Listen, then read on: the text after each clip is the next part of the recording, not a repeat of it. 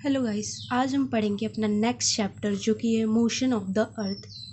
ठीक है, ये जो पैराग्राफ है वो ये बोल रहा है, बेसिकली ये बोल रहा है कि जो पहले के समय में जो लोग थे उन्हें ऐसा लगता था कि जो अर्थ है वो स्टेशनरी है और जो अदर हेवनली बॉडीज़ हैं जैसे कि अदर जो प्लैनेट हैं और स्टार सैटेलाइट वो बस चक्कर लगाते हैं। लेकिन आज हमें पता है कि अर्थ जो है सिर्फ स्टेशनरी दिखता है बल्कि है नहीं। इनफैक्ट ये क्या करता है, स्पिन करता है अराउंड द एक्सिस, अपने ही एक्सिस पे ये अराउंड द सन के अराउंड ये वेस्ट टू ईस्ट मूव करता है। We have this as the sun seems to move in the sky. देखिए बेसिकली ये कह रहा है कि जो सन है वो हमें ऐसा दिखता है कि वो ईस्ट से वेस्ट जा रहा है, मूव कर रहा है।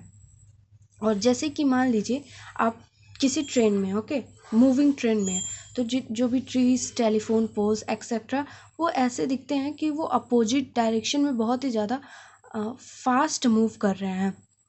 बट ऐसा नहीं होता है। इन रियलिटी जो ट्रेन होता है वो मूव कर रहा होता है। सेम उसी तरीके से जो अर्थ है वो मूव करता है, न कि सन।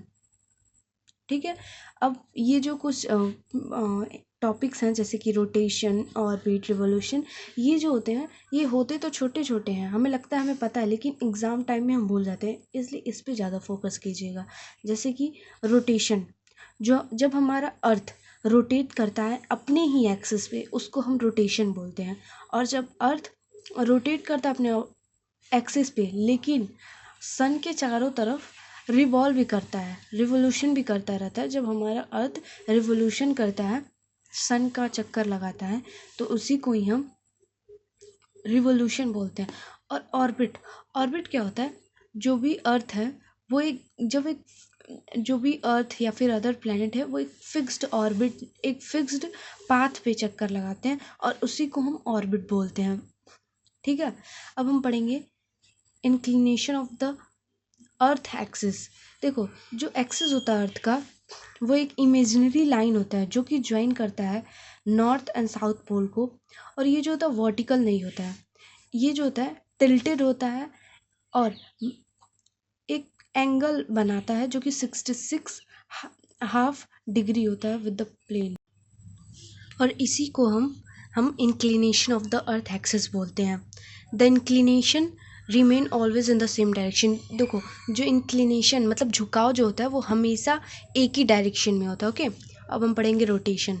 देखो रोटेशन बेसिकली जब अभी मैंने बताया जैसा कि जो अर्थ है वो जब अपने एक्सिस पे रोटेट कर रहा होता है तो उसी को हम रोटेशन बोलते हैं।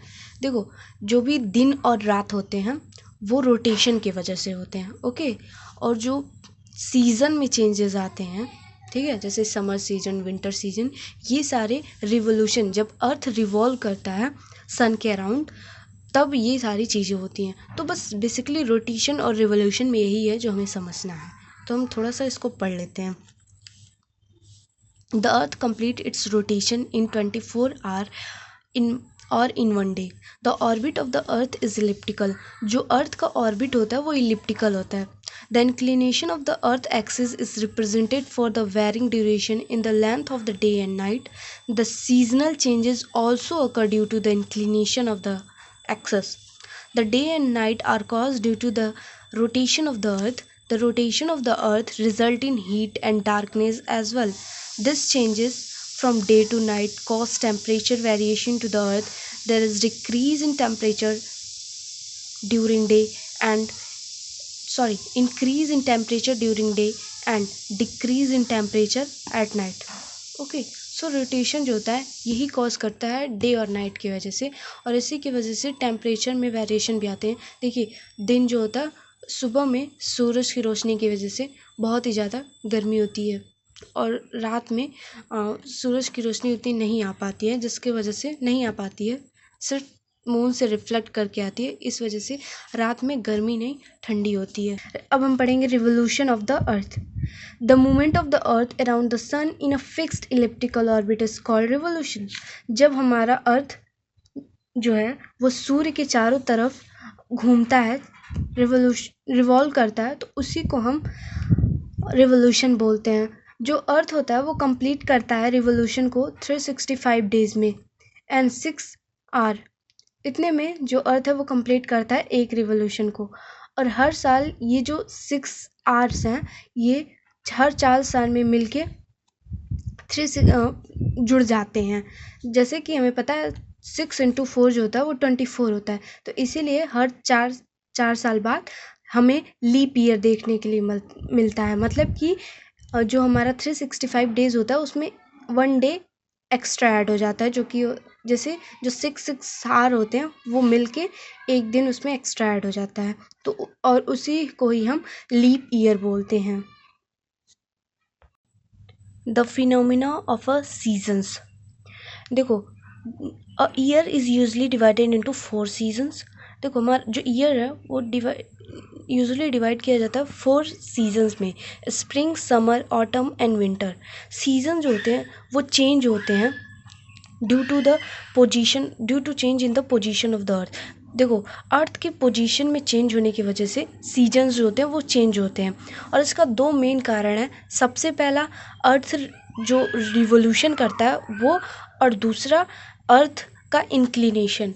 अर्थ जो होता है वो इंक्लाइंड होता है, अर्थ का जो एक्सिस होता है एक फिक्स्ड डायरेक्शन में। ये दोनों जो मेन कॉज हैं सीजन चेंजेस के।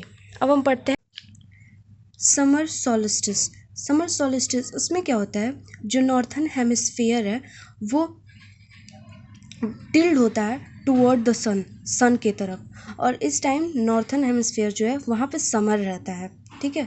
और जो टॉपिक ऑफ कैंसर होता है उस पर सीधा सन की रेस पड़ती हैं, ठीक है। और 21 जून इस दिन को क्या होता है, लॉन्गेस्ट डे होता है और शॉर्टेस्ट नाइट होती है नॉर्थन हेमिस्फीयर में। अब हम आते हैं